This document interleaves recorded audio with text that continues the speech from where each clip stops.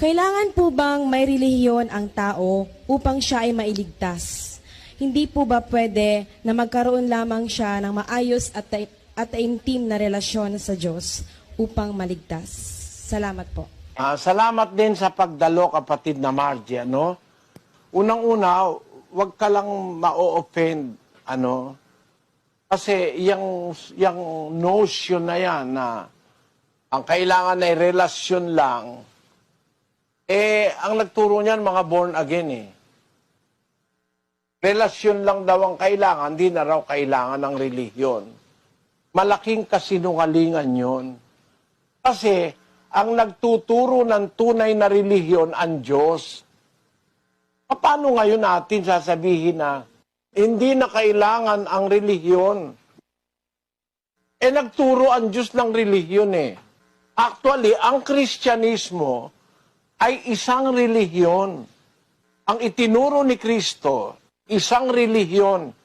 Yung relihiyon, kapatid na Margie, sa original na wikang ginagamit sa Biblia, yung Grego, ang salitang relihiyon, ang kahulugan ay, sa Grego yan ay treskia. Treskia.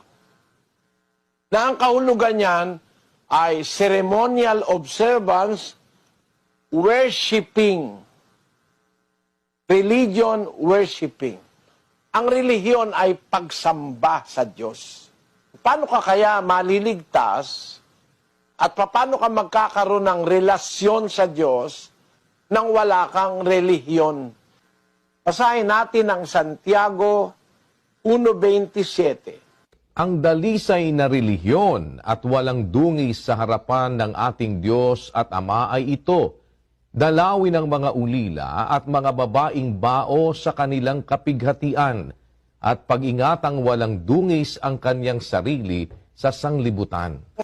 So, yung sasabihin na hindi kailangan ng relihiyon, nagtuturo nga ang Biblia ng relihiyon kapatid.